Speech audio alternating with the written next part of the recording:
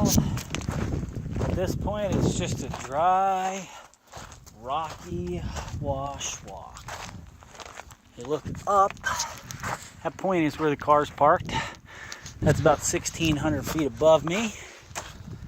I'll make it up there eventually. I'd like to stay another night, but I don't know if I can justify it. Permit expires today, so I'd be risking, who knows, right? I'd be risking having search and rescue come look for me. I'd be risking a ticket. I don't know. I guess, given those pressures, I wouldn't stay, but if those weren't there, I think I would just finish the walk up this wash. There's Cottonwood Spring at the top, so I would just lay down there and probably go to sleep. It's been a long 4 days.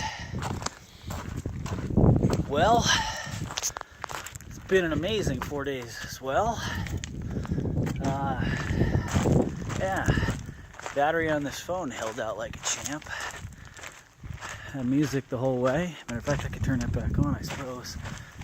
Feet are about dry, so I'll put on some dry socks in a minute here. I'm not going to be walking through any more water.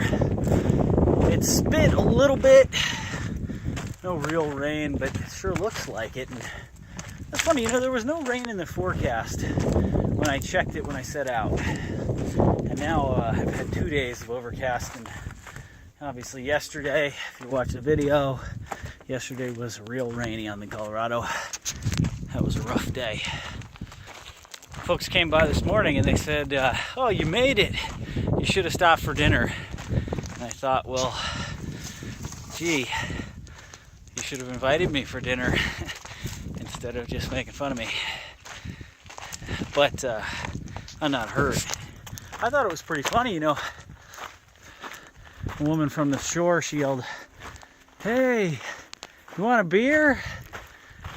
And all this happens within, 2 or 3 seconds. I said, how about something warm? And another guy goes, how about a brain? Well, I got to admit, I was floating down the Colorado River through the Grand Canyon. Oh, in some of the narrowest parts with some of the biggest rapids on a sleeping pad. So I think I opened myself up to maybe be made fun of a little bit there. Anyway, the story ends with me. I yelled back, hey, I heard that! And everybody burst out in laughter. So that was good. I didn't get any hot dinner out of it, but my own beef jerky cache was just a half mile further down, and the river had me running it probably 6 miles an hour, because I don't imagine I could even have ran down the bank. Well, I couldn't ran down the bank at all because it was rocky or cliffs, but even if it was a paved path, I don't think I could have run at the pace that I was making on the river. So I think that says that the Colorado is running real fast, and I was probably in the water like, cumulative total of maybe 40 minutes, plus I had to portage the 2 rapids. I had to portage Matt Cat, and up above that I had to walk down past Olo, and I spent some time getting stuck in the eddy next to the Olo Rapid before I figured out that I'd have to go downstream from it, or I wouldn't be able to get into the current.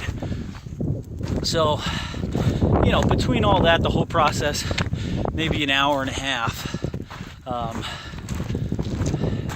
And interestingly, probably 40 minutes I was on the river was the only 40 minutes out of this whole trip that it really rained significantly. Anyway, my 2 cents, if you've got the time, 150 mile to Matt Cat, loop through Panamita, up over the mesa to Olo, down the Colorado, back up 150 mile is an amazing adventure. But it's taken me, I would say it took 4 full days, 4, 12-hour days, 14-hour days, and that's being a grizzled solo adventurer. So if you're gonna do it, One, you're going to need some climbing skills. Nothing crazy, but yeah, you better be able to climb 5'6", 5'8" all day long. Not that you will be, but you'll need to do it with a pack on. Also,